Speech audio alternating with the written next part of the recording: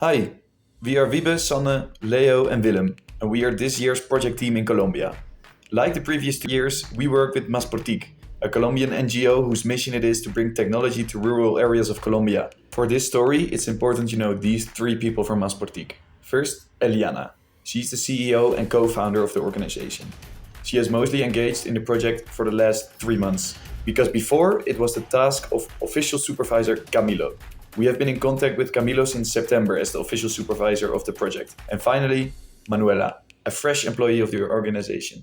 She's a 26-year-old anthropologist and she has been with us in the community for the first part. With this team, we set out to Noruega Baja to achieve this year's goal, the co-design and creation of a communal house.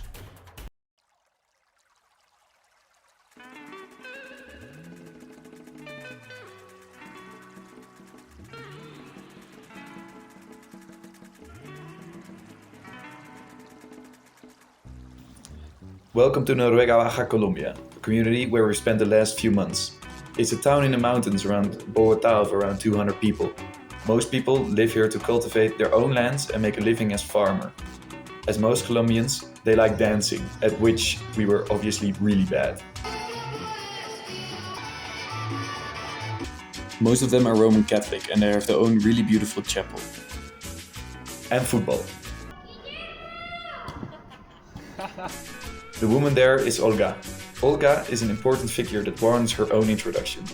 Olga is a leadership figure of the church group and she will introduce us to a large part of the community. She also let us stay in their house for the entirety of our stay. Later she proved to be very important to the project. The area and the surroundings are really beautiful. This woman you see showed us everything in numerous hikes. She is Rocio, also a co-founder of Maspartic. No one loves to move more than Rocio, as she will show us a lot of hidden places in the area. If we need someone to sweep up the community with a rousing speech, we can always rely on her. Oh, and by the way, this is Jurani, our neighbor and a member of the Junta, a small governmental organization of the town. Oh, and we cannot forget animals. They are everywhere. The community is teeming with cows, cats, chickens, dogs, goats, wild birds, and even pet birds. Jurani even has a pet parrot that doesn't even belong to her. It doesn't even belong to this area of the country. He simply showed up one day and never left. Lupe. Despite the natural richness of their surroundings, life here is full of challenges. On the map, it doesn't seem far from Bogota, the capital city, but the journey can take up to 5 hours. And while remote work might seem like a modern solution, the internet speed here is painfully slow, often topping out at just a few kilobytes per second at night. This remoteness limits access to secondary education and often forces people to start working at a young age or either leave the community entirely, breaking the bonds that hold them together. However, the community is home to many intelligent, entrepreneurial-minded people who are finding innovative ways to improve their lives sustainably and affordably. Take Jaime, for example. He runs a fully organic farm and has incorporated a biodigester that transforms pig waste into natural gas, which they now use for cooking.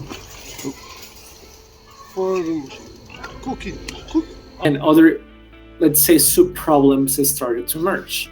Things like we don't have any space to receive medical at when they come to the community. We don't have any space to educate kids. We don't have any space where to access to computers and technology because the school spaces are not allowed to be used by the rest of the community. We don't have a kitchen to cook for the different activities we have as a community. We don't have any space to receive education and like structural problems, structural programs that are brought by different entities like government or institutions or NGOs. So these were a lot of smaller problems that were covered by this big one, which was how do we do it to work together? So the solution was to create a space that belonged to everyone so they could actually work together in that space, but also work together on creating that space. And that's where Casa de Superación Campesina idea emerged.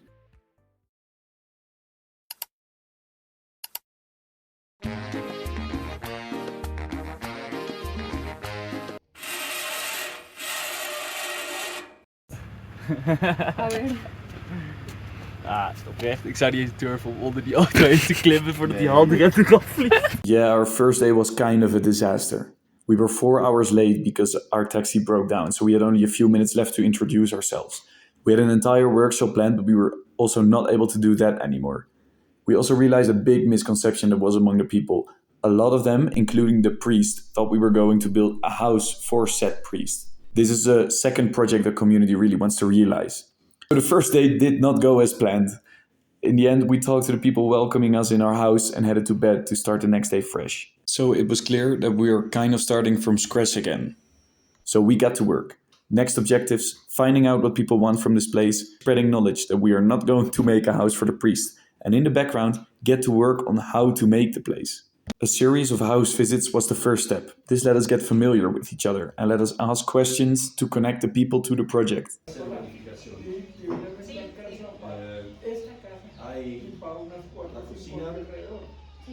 After this, the next step were 3 participatory workshops geared towards a common identity. In the first workshop, we talked about heritage, and we discovered that almost everyone here has a unique story on how they came to live in this place. For the second one, we went on a hike with quite a few young people and discovered some nature.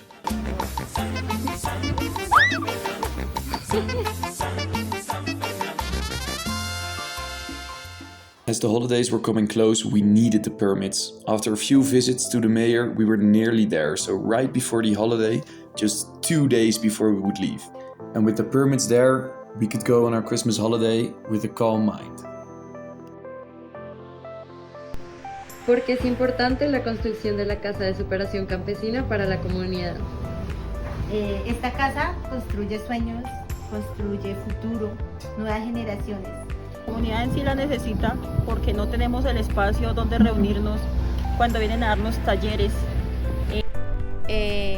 Poder solicitar cursos donde nosotros podamos capacitarnos más. Before the holiday, we settled on this design. It is made by the little brother and girlfriend of Camilo, as well as the last important guy, Gustavo. Gustavo is the person who will eventually build the place. After we came back, the entire process of ordering the materials could begin. Since we will not be there when the building is completely finished, we made strong arrangements with the people we introduced earlier. And then, a week after we came back, in Colombian fashion, 2 days later than promised,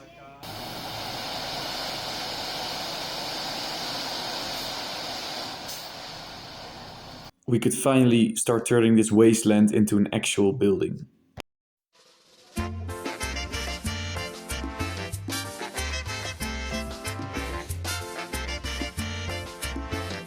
¿El nivel o qué? Sí, el nivel.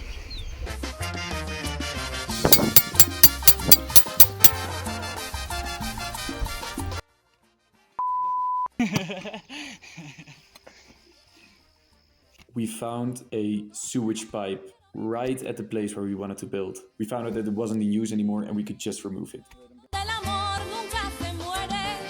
Okay. After 3 months of hard work, this is how we're gonna leave it.